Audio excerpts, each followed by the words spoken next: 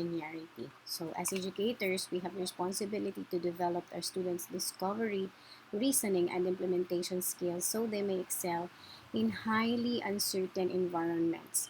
I think what these authors are trying to tell us is when we try to identify or give a definition to entrepreneurship, we limit somehow its scope. So rather than just defining it, let us focus our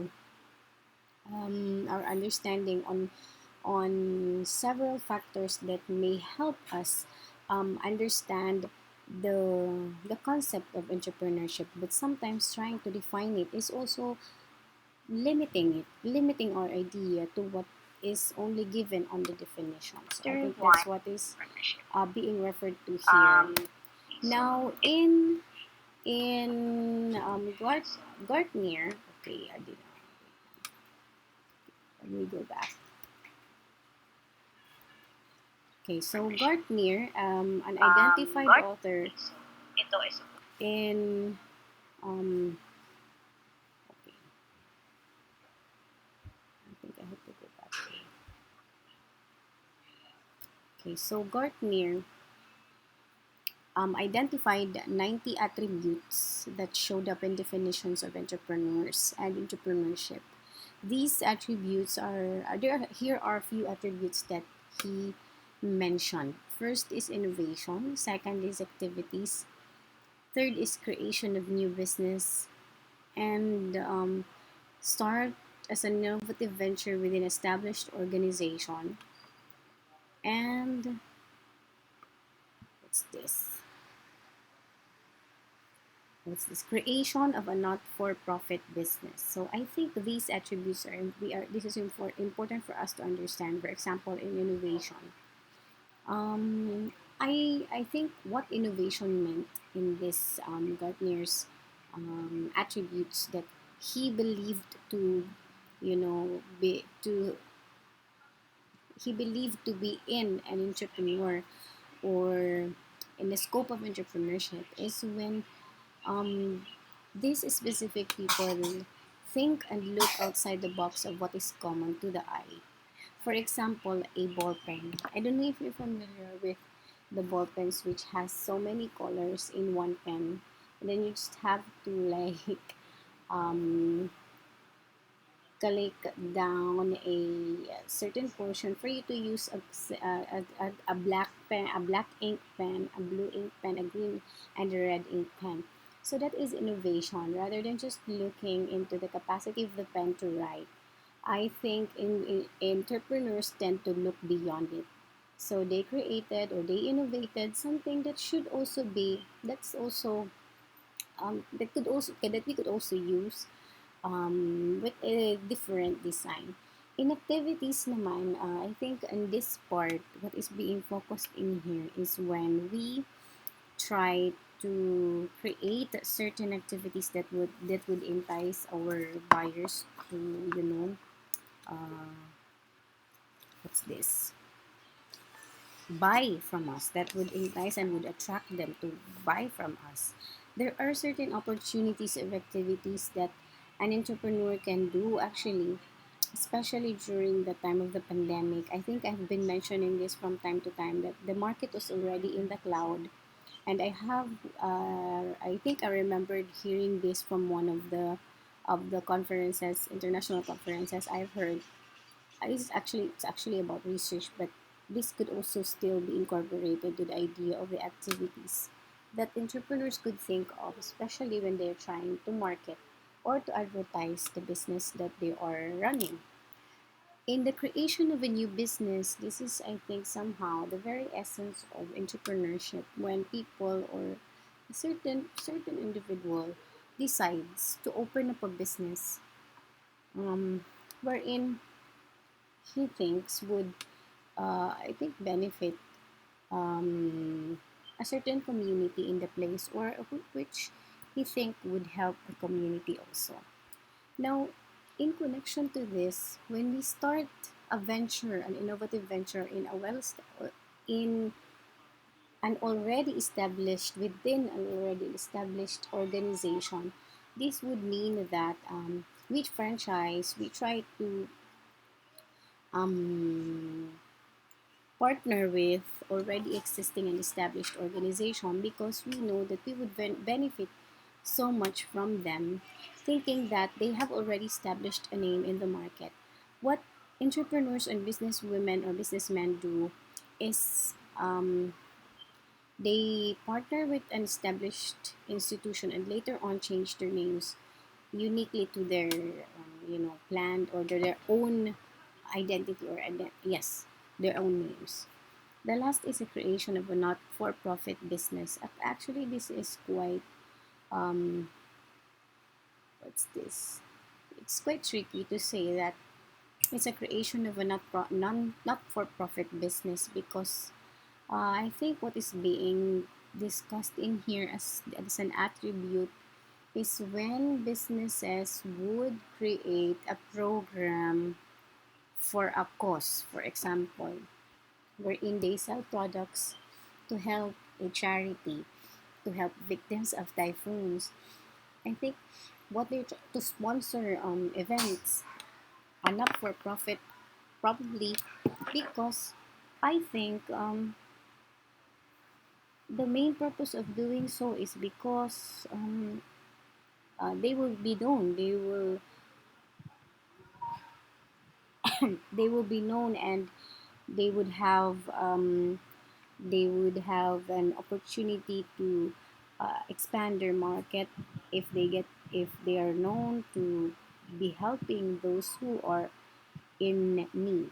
So I think it's really necessary to do this as a strategy, as a market strategy in a business, for example, for you to be known also.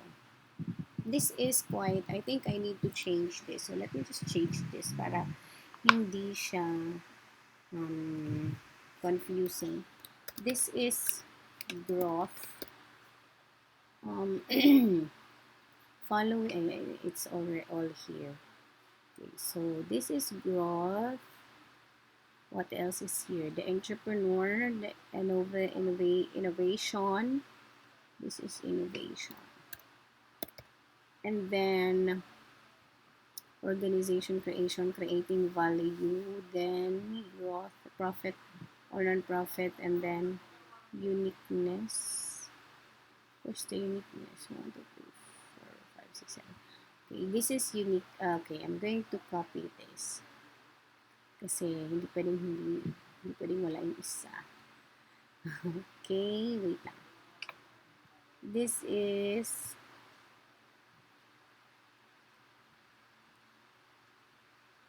uniqueness. Uniqueness. And this is the owner manager. So let's get to know these themes that has also emerged in the study of Gartner. Let's change this color. We have this yan. Para meron siyang quite a change of color. Yan.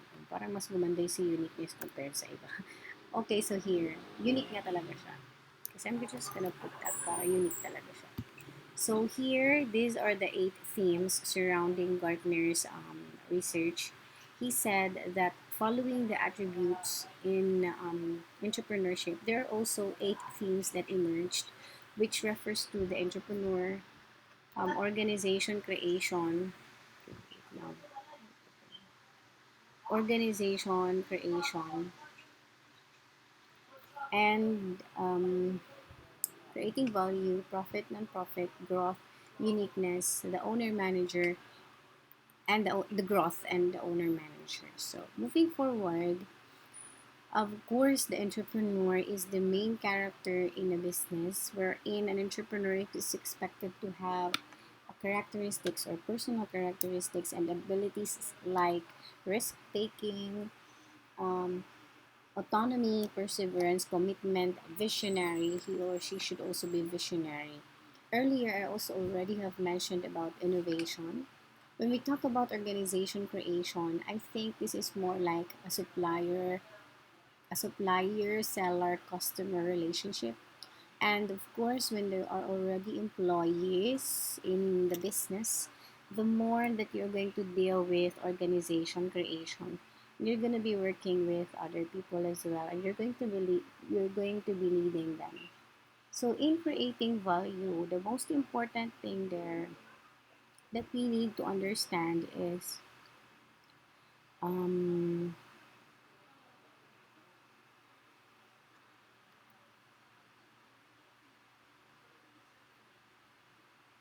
I think what we need to understand in creating value is the very reason of creating the products that we sell is we want to put value to it, and when people see it, they would think of that as a something with worthy of their money, something that's worthy to buy. For example, I think that's the idea of creating value here. I already discussed about profit and non-profit. I already discussed about, okay, I think growth would mean also change.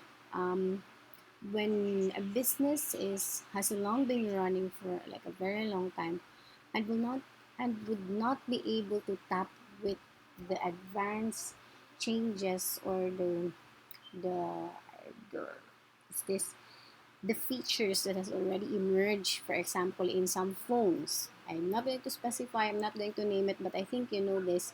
I think it's also okay to say it. You know, it's actually very, it's not judging, but it's reality in the market that Nokia was not able to tap with the changes of the features of the phones now. As you can see, Apple, Samsung, Realme is already also in the market. Xiaomi is already on the market.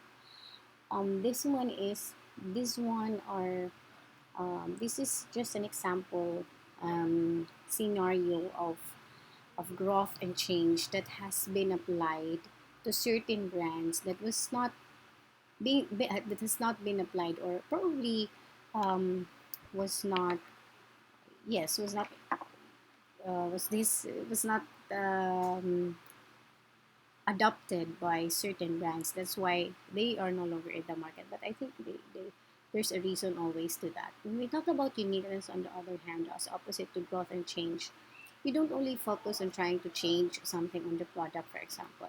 What you more want to focus is how is this going to change, or I mean, how is it different from that of the other items that's already made available in the market. And when we talk about competition, usually the products are the same. So what does it take, or what are you going to do to make your own item unique?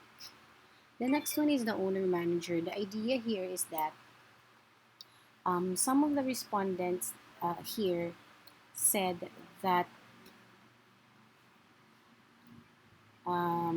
some of the respondents questioned by Gardner did not believe the small and pop types of business should be considered to be entrepreneurial. So it has to be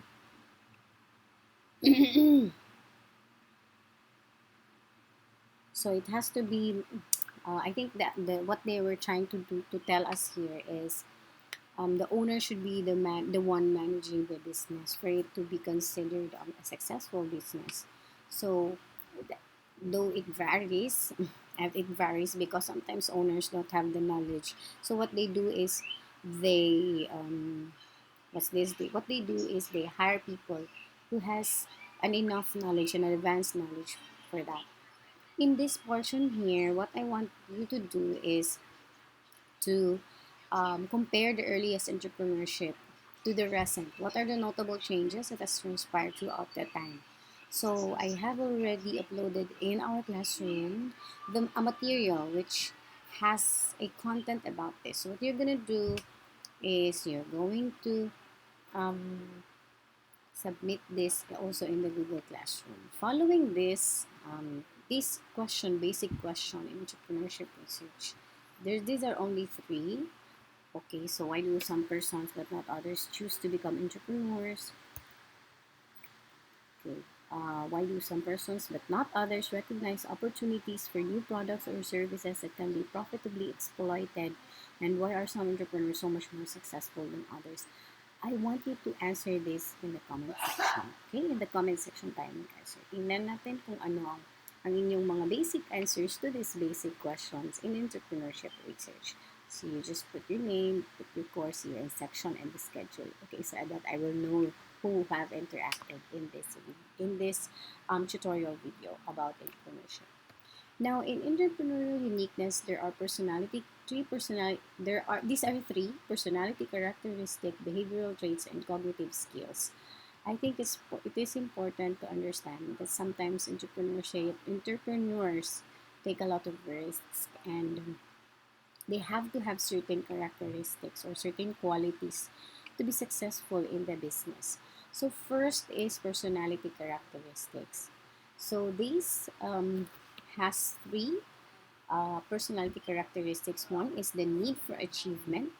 Second is the internal locus of control, a belief by an individual that they are in control of their own destiny, and the risk-taking propensity. I think in all the businesses, we must understand that always a risk. Um, when we talk about risks, it means that whichever the outcome may be, you are ready to face it, or you have a plan B, plan C if plan B won't work.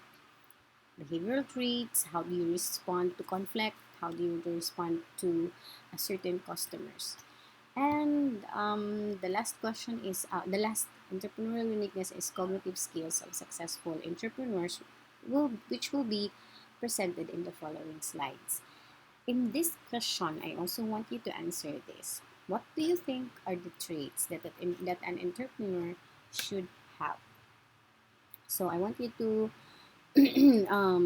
comment your what's this? Comment your answers down below, so I will know who is here really watching this video. So first is extroversion. When we talk about extroversion, it is similar to sociability. Means to say that these people are socially skilled. They are more like they really want, they're outgoing, and their social interaction is the key here. Means to say that they're not afraid to take on a conversation with another person. When we talk about agreeableness, this means that it is a personality that describes a person's ability to put others' needs before their own. Ibig sabihin, they tend to have a experience a great empathy, and tend to have this kind of feeling or wanting to please others by serving them, or by giving them the best that they could give them. When we talk about neuroticism, I think it's already in here that it means that um, emotional stability. How well do you respond to critics judgment, problems encountered in the workplace, customers with different personalities and responses to services, and how well do you deal with conflict in the workplace. When we talk about consensuousness, this is the quality of wishing to work well or thoroughly. Means to say you don't just work because you want to get things done. Of course, that's part. But you work because you want to get things done, and at the same time do it with quality and do it very well. Openness to experience, sometimes referred to as intellect. I think in here, when we talk about openness to experience or intellect, this means that sometimes entrepreneurs have to have this um, knowledge and skill to immediately act upon certain situation with their different strategies that they could think of, activities they could do to help their business grow, and then what else, anything that they would have that would be beneficial for the employees as well, and for the business to thrive. So following the intellect, which is openness to experience, is the entrepreneurial cognitions. I was actually talking about entrepreneurial cognitions which usually focuses on how entrepreneurs assess certain situations. How do they create fast decisions and judgments, which would involve opportunities or maybe not, and venture on growth and creation. So, in other words, research is entrepreneurial cognition. Research in entrepreneurial cognition is about understanding how entrepreneurs use simplifying mental models to piece together previously unconnected information that helps them to identify bakit ba ganito siya? Wait. Identify and invent new products or services and to assemble necessary resources to grow, start and grow business. Okay. So you have to make sure that if you want to run a business, you don't have you have entirely your heart on it. Ibig sabihin, um, more than the emotions that you invest on it, you also invest on getting to know the processes and decision makings that you are going to do in in the business. I have this colleague of mine that I will not forget. We were having a discussion because I think he knows that I was already in business. And I don't know if he agree or not, but somehow he just want me to really know, that what I'm doing is geared towards the right direction. If I'm not mistaken, that's how I understood it, or I think that's how I want to understand it. Um, in today's society, I'm not sure if it would mean bad, but capitalism, he said to me that capitalism is the end system of the society.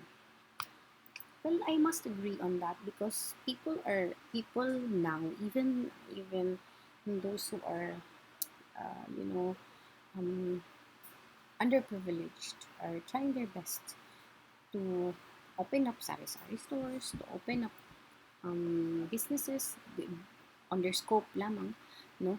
So the good thing about this is, I think, what opened my understanding about businesses is the more we refuse it, the more that we are left behind, the more that we don't know, the more we resist understanding and knowing the basics or knowing entirely what the business is all about, the more that we are left behind, the more na we're not moving. We're just still staying where we are. We cannot top and we cannot compete with others just because we are afraid. We have this fear of not succeeding. When in fact, that is the very nature of running a business. You risk. Now, I think the important thing about entrepreneurial cognition also that has somehow opened my mind to investing on oneself. Why do we need to invest on oneself? Because um, when we invest on ourselves, it is like you are spending money at first. That's non-profit, but later on, um, the outcome or the results of it is a bounty. There will be a lot of opportunities coming your way, and the good thing about it is if they are opportunities or not. So the risks, the fear of risking something would be minimal this time. But because you already know what you are entering, you already know the basics of the business that you want to pursue. So let's move forward. Okay. Why do you need to study entrepreneurship? These IT students, you cannot do away with this because right now innovation is what is it's the name of the game. As I mentioned earlier, the market is in the cloud, so we have to join them. We have to join them. When we talk when we talk about entrepreneurship, this is not just a battle of items or products or services. This is a battle of the brains, no? We need to have the knowledge. We need to be equipped with global skills that would be beneficial sana muna ang business for our country. Beneficial for our own country as well. Para hindi na tayo nagmumukhang kawawa when we are already in the international arena. So entrepreneurship has emerged over the last 2 decades and are as arguably the most potent, famous, influential economic force that the world has ever experienced. I think this is true. It doesn't have to be too technical for us to say that we are part of the entrepreneurship going on in the society, in our society. We are very much part of it. You buy, you sell, you venture in business or not, you study about it because uh, it's what's in real life already. We are living in it. We're living in it. So the refusal of this only is making it more difficult. So I think the idea here is for us to get to know or to have that interest to learn it. Okay?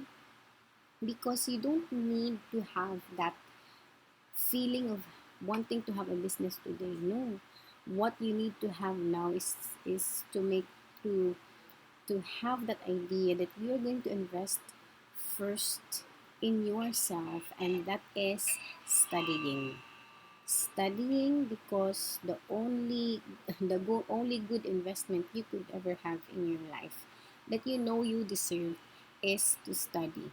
Okay? So much of this interest is driven by student demand for courses, entrepreneurship, and everything. So this is a very important topic that we have discussed, and I have limited it to a few slides only. But I have reinforced it with some materials that I have posted in our classroom, and I want you to get to be familiar with all that and answer my questions. Okay, answer my questions that because that will be very very helpful. Our next topic is chapter 2, opportunity recognition and design thinking. Now, what I want you to do is um, to give me this code if you were able to finish this video. Okay, if you are finished watching this video, give me this code